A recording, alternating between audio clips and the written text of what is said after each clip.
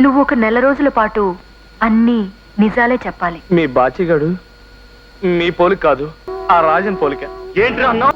మీరు బాగా ఓల్డ్ అయిపోయారంటండి. భాగ్యంతో ముచ్చటగా 3వ కాపురం పెట్టడానికి రాత్రి బాబులు ఇంటర్వెల్ ఇవ్వకుండా తెగ ట్రై చేస్తున్నాడండి. మీ ఆయన యాక్సిడెంట్ లో చచ్చిపోలేదు, మందు పెట్టేసి చంపేసి ఉంటారనుకుంటున్నాను.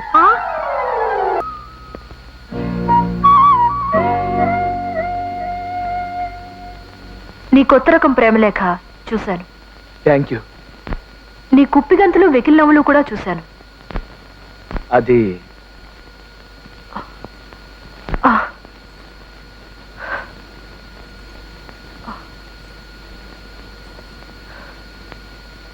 నీ ప్రేమ సంగతి నాకు తెలియదు కానీ నీది పరమ వంకర బ్రతుకు. నోరు విప్పితే పచ్చి అబద్ధాలే చెప్తావు, జనాన్ని దారుణంగా మాయ చేస్తుంటావు. అవునా? నిజమేననుకోండి, కానీ ఏ మాట కామాటే చెప్పుకోవాలి. ఈ విషయాలన్నీ నేను క్యాసెట్ లో మీకు ముందే చెప్పాను. నేను నీకు పరీక్ష పెట్టి తెలుసుకున్నాను. నీ ప్రేమలేఖలాగే అది కూడా కొత్త రకంగానే ఉంటుంది. నిజమా?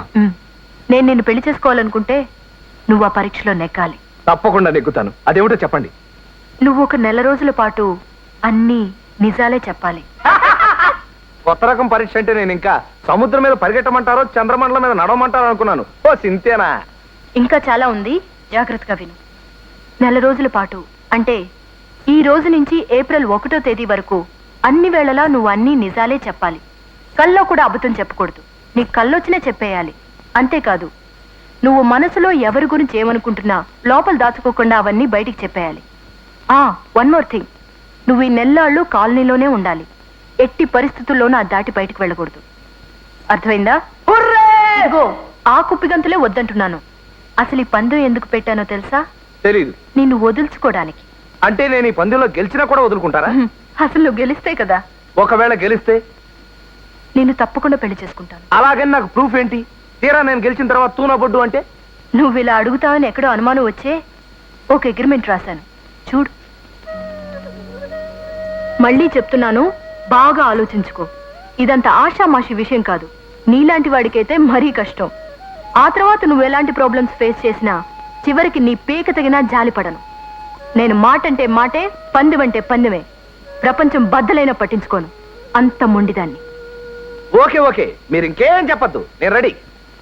అన్నట్టు ఈ ఒప్పందం మన ఇద్దరి మధ్య ఉండాలి. నువ్వెవ్వరికీ చెప్పకూడదు. అదెలా కుదురుతుందండి? కాళ్ళెర కొట్టి పరిగెత్తమన్నట్టు. నువ్వెలాగూ ఓడిపోతావు, అది నాకు తెలుసు. నేనా పెళ్లి కావలసిన ఆడపిల్లని. రేపొద్దున నలుగురిలోనూ ఆభాస్పాలవను. ఇదిగో పైకి కిందకి 10 సార్లు చదువుకో. సరే అనుకుంటేనే సంతకం పెట్టు. ఈ క్షణం నుంచే మన అగ్రిమెంట్ అమల్లోకి వస్తుంది. ఏమండి, ఈ విషయం మీరు నాకు 10 సార్లు చెప్పక్కర్లేదు. మీరు మరీ చేదస్తాం.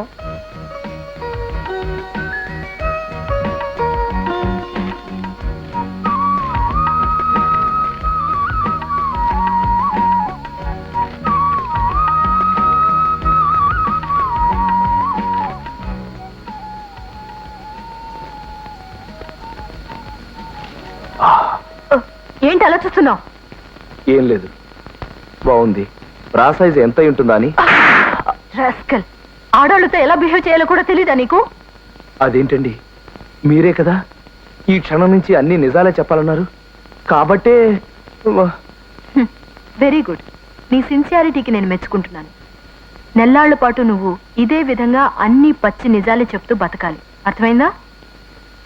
ఈరోజు మార్చి 1, మన పెళ్లి అవ్వాలంటే నేను అగ్రిమెంట్లో గీసిన హద్దులు అంగుళం కూడా దాటే హక్కు నెక్కలేదు. ఈ నెల్లాళ్ళు నువ్వు నా అగ్రిమెంట్ ఆధీనంలో ఉన్నట్టు లెక్క. దీని నుంచి నీకు ఏప్రిల్ 1న విడుదల. పగలు పడుకోనుడు, రాత్రి పడుకోనుడు, అన్ని వాళ్ళ అమ్మ పోలికలే. పొత్తిగా మనశ్శాంతి లేకుండా పోతుంది. పొద్దునే పేపర్ మీద వచ్చేసాడు. పోస్తాడు గాని ఇదిగో ఏంటి నా పోలికలా? మొదలెట్టావు. ఏమండి రాజన్ గారు, మీరు చెప్పండి. ఈడి నా పోలికని, ఇది దాని పోలికని. నేను రోజు కొడలేనండి. ఎంతకీ ఎవరి పోలికో మీరు చెప్పండి. నాకు నన్ను చెప్పండి. అదేంటి చెప్తే కొంపలు అంటుకో. చుమ్మా చిన్న పిల్లవాంటి కదా. ఎడే చుమ్మా రప్ప. ఇదిగో భాగ్యం గారు, ఆ భక్త ప్రహ్లాద క్యాసెట్ ఇస్తే పార్ట్ 2 ఇస్తాను. భలే టైంకి వచ్చావయ్యా, పట్టుకోవా. ఇదిగో నిన్ను ముక్కడగాలి, ఇటు రావయ్యా. నేనేం మాట్లాడండి బాబు, నాకు అర్జెంట్గా పని ఉంది, నేను వస్తాను. అబ్బా, సైకిల్ అలా జారేసేలా రావయ్యా. నిన్ను మాట్లాడగాలి. వద్దండి బాబు, నన్ను ఇబ్బంది పెట్టకండి ప్లీజ్. ఇదిగో ముద్దుగా అడిగినప్పుడు రావాలి మరి. అది కాదండి. రావయ్యా. ఏం లేదయ్యా, మా ఎదో లేడు, ఈడే మా చంటోడు. ఈడి పోలికలు మా భాగ్యాన్ని అని నేను, నాయని మా భాగ్యం, ఇద్దరం కొట్టుకు చేస్తున్నాం అనుకో. తీరా పెద్ద మనిషి లేడు, అదే ఆ అరువోడు. ఆయన అడిగితే బ్రష్ నోట్లో పెట్టుకుని ముసిముసి నవ్వులు నవ్వుతాడు తప్ప నిజం చెప్పడం లేదు. నువ్వు కరెక్ట్ అయ్యా, నువ్వైనా చెప్పబోయా.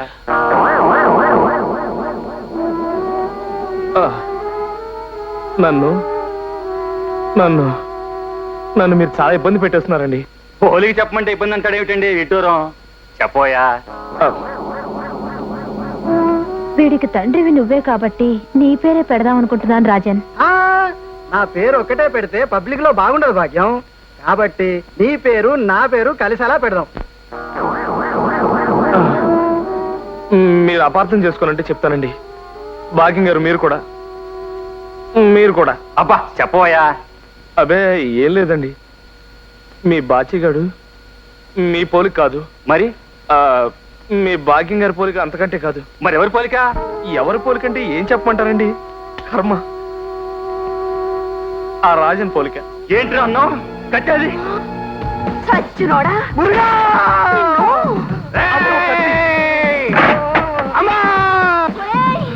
నిన్ను చంపి కానీ నేను మాట్లాడుతున్నాను. ఆగు. ఎన్నాళ్ళైందే 13,000 తీసుకొని? ఏట్రా ఎవరితో మాట్లాడుతున్నావురా ఎదవా? నేను 13,000 తీసుకోవడం ఏట్రా? నాటకాలు ఆడుతున్నావా? దివాకరం చెప్పు. చెప్పు, ఏట్రా ఇది మురుగుతున్నాడు? ఏంటంటే నిజాలు చెప్పేయాలా? చెప్పేద్దాం. మీ దగ్గర 10,000 తీసుకున్నట్టే ఆడి దగ్గర 13,000 తీసుకున్నాను. దేనికి? దేనికంటే మీరంటే విపరీతమైన లైకింగ్ అంట. మిమ్మల్ని కీపింగ్ చేస్తాను, నన్ను రికమెండేషన్ చేయించమన్నాడు. చొచ్చినోడా, ఇద్దరు పెళ్ళాలు ఉన్నారు చాలేదట్టా నీకు? నేనేమో బజార్దాన్ని అనుకున్నావా? 3 కాపురం లేదని అనుకున్నావా? అదే మాట నేను అడిగితే ఏమన్నాడు తెలుసా? ఏమన్నాడు? మీ ఆయన్ని ఇదిగో అలాంటి రౌడీనే పెట్టి మర్డర్ చేయించేస్తాను. మీ రాజన్ని వెంటనే ఇక్కడి నుంచి ట్రాన్స్ఫర్ చేయించేస్తాను. మీ కొడుకుని రైలు పట్టాల కింద పెట్టి చంపించేస్తాను. ఇదిగో దివాకరం, నేనేం చేస్తానో చూడు. నువ్వు కాదురా, నిన్ను నేనేం చేస్తాను చూద్దు గాని. చెప్పు, ఇంకా ఏమన్నాడు? అదే మీ పెళ్ళైన తర్వాత మీ శోభనం రాత్రి బ్యూటీ పార్లర్ కింద తీసుకెళ్లి మిమ్మల్ని జాయిగా గుండు గీయించేస్తా అన్నాడు. పరాయి మగాడి గురించి మీరు పట్టించుకోకుండా ఇంట్లో కుక్కలా పడుంటారని. చచ్చినోడా. అయ్య బాబా.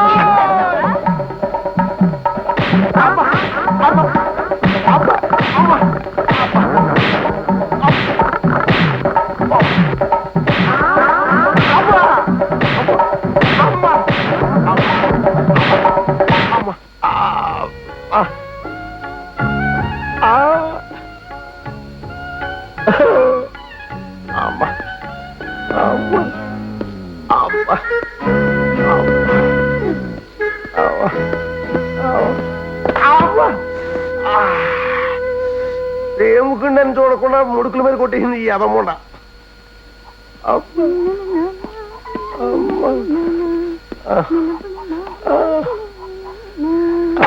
అమ్మ. అయ్యో, ఏంటండి ఏంటండి ఈ దెబ్బలు?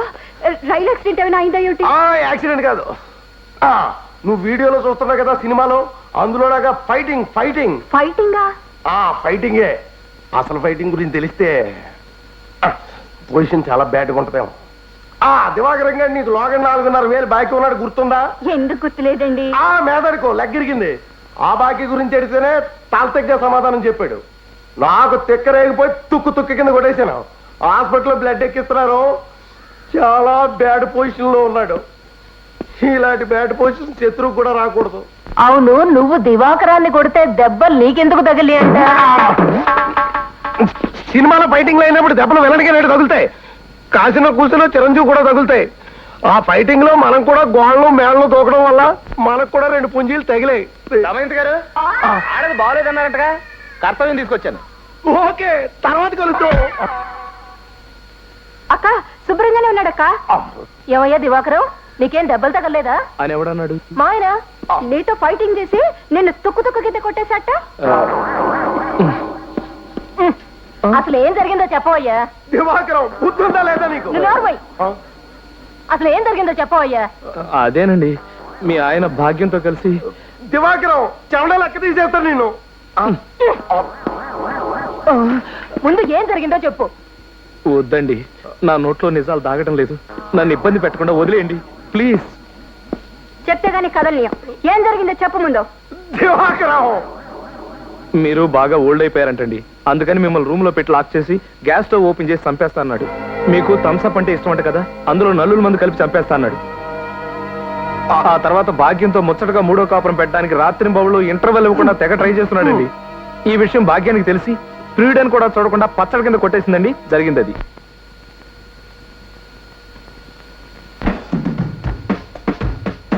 అమ్మా అబ్బా అమ్మా అబ్బా అమ్మా అబ్బా అమ్మా.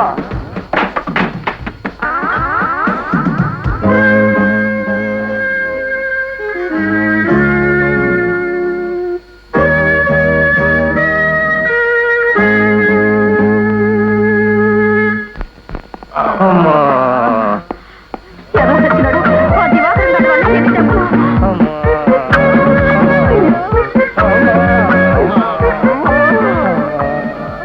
దెబ్బలు ఏవి ఏవి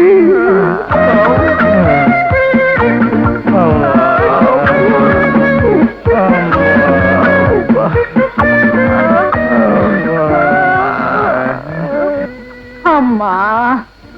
అది వరలక్ష్మి గారు, డాక్టర్ గారు వచ్చారు. వచ్చారా? రండి డాక్టర్ గారు రండి. రైలు యాక్సిడెంట్ అప్పుడు కూడా ఇంతమంది జనం ఉండరు. అసలు ఏం జరిగిందమ్మా మీకు? ఏం జరిగిందంటే ఏం చెప్పమంటారు? అమ్మా, దొంగ సచ్చినోడు ఆ దివాకరం గారు చేసిన పని ఇదంతా. దివాకరం దివాకరం మా దివాకరమా? ఏం చేశాడు వాడు? ఏం చేశాడా? ఇప్పుడు కొత్తగా నిజాలు చెప్పడం మొదలు పెట్టాడు. అందరి రహస్యాలు బయట పెట్టేస్తున్నాడట.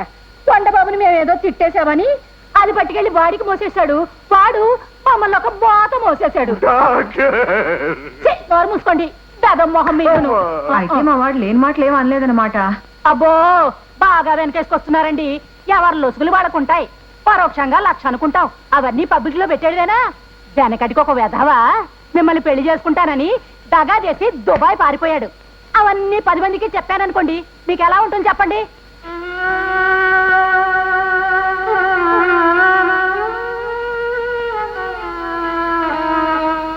నా వల్ల అమ్మలాంటి మనిషి కూడా మాట పడాల్సి వచ్చింది.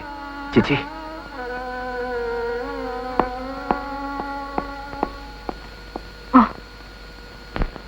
నీ టీవీ వీసీఎల్కి నేను కాపలా కాయాలా? ఏంటి అలా చూస్తున్నావు? పందెం పెట్టి మీరు బాగానే ఉన్నారండి, గుళ్ళో అమ్మవారిలాగా. నాకే మెంటలు వచ్చేసేలాగుంది. నిజాలు కక్కలేక మింగలేక. ఏమంటావు? తల్లకిందులుగా నడవచ్చు, వెలికిలా పాకొచ్చు, నిల్చు నిద్రపోవచ్చు, పడుకుని పరిగెట్టొచ్చాము గాని మెదవది ఈ నోరు తెరిచి నిజాలు మాట్లాడటం మాత్రం అంత ఈజీ కాదండి. ఇంకా చాలా అనుకుంటావే. అవును, అనుకుంటున్నాను. ఎలా అయితే చాలా పెద్ద పెద్ద ప్రాబ్లమ్స్ వచ్చేటట్టున్నాయి. నువ్వేమనుకోకపోతే మన అగ్రిమెంట్ లో చిన్న చిన్న మార్పులు అడుకుందామని అనుకుంటున్నాను. ఏమిటి? ఈ నెల రోజులు నా చెవుల నిండా గుడ్డలు కుక్కోవచ్చా? ఇంకా మౌన వ్రతం పాటించవచ్చా? ఒక అసిస్టెంట్ ని పెట్టుకుని ఎవరేం అడిగినా సరే వాడి చేత సమాధానాలు ఇప్పించవచ్చా? తర్వాత ఏదైనా హోటల్లో రూమ్ తీసుకుని తలుపులన్నీ మూసేసి లోపల కూర్చోవచ్చా? అమావాస్య చంద్రుడి సినిమాలో కమల్ హాసన్ లాగా కళ్ళకు మబ్బు కళ్ళజోడు పెట్టుకుని చేత్తో కర్ర పట్టుకుని టక్కు టక్కు, అబ్బా ఏ ఎదవండి దీన్ని ఇక్కడ పెట్టింది, అలా తిరగొచ్చా? ఇవన్నీ బాగా చెయ్యొచ్చు. ఆ పని మాత్రం చేయొచ్చు. ఇదిగో, మొదలెట్టి కొన్ని గంటలు కూడా కాలేదు, నువ్విన్ని కోరికలు కోరుతున్నావే. నేను ముందే చెప్పాను, ప్రపంచం బద్దలైనా సరే నేను పట్టించుకోనని. సరే సరే, నేను పట్టించుకోను. ఈ ప్రపంచంలో నీకంటే నాకు ఎక్కువ ఎవరు నాకు చెప్పు. ఆ అగ్రిమెంట్ తీసి లోపల పెట్టు.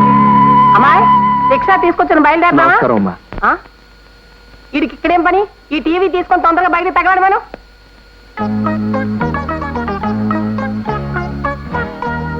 ఏమిటారు మేడుగుడ్లు వేసుకొని చూస్తున్నావు? నిజం చెప్తే మీరు అపార్థం చేసుకుంటారేమోనండి. ఏంటి? నా మనసులో ఉన్న మాట. కర్మ.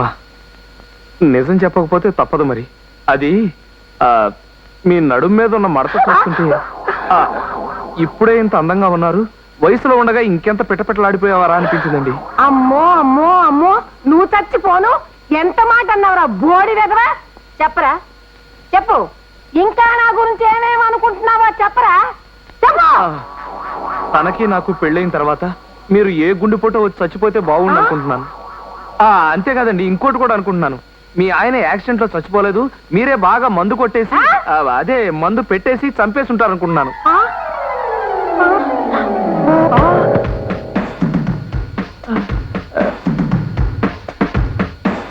ఝన్ ఝన్ ఝన్ తెలుగు వన్